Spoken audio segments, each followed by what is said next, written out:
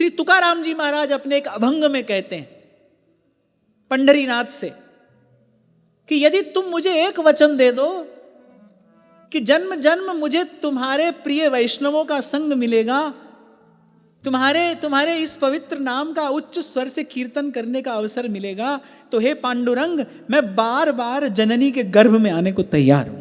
मुझे गर्भवास बार बार स्वीकार है, मैं बार बार जन्म लेने को तत्पर हूं, यदि तुम मुझे ये वचन दे दो। पद सरोज अनपायनी भक्ति सदा सत्संग।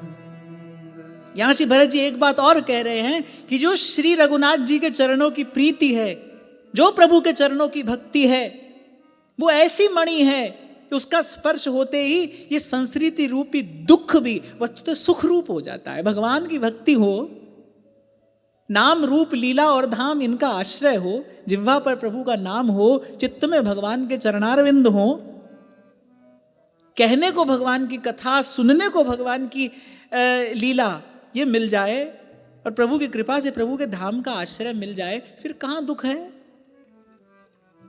फिर तो राम बुलावा भेजया अरुदिया कबीरा रो, जो सुख है सतसंग में सो बैकुंठ न हो।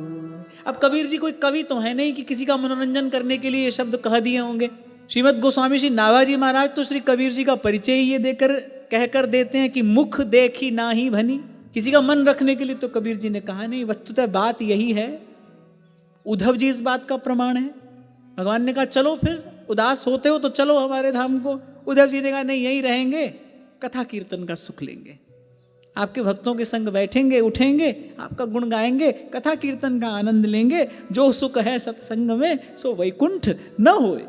तो ये प्रभु दे दें तो फिर तो भक्त बार बार संसार में आने को तैयार हैं।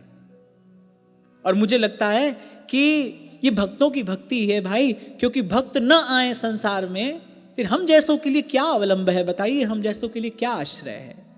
फिर तो जल मरता संसार, संत न होते जगत में तो जल मरता संसार।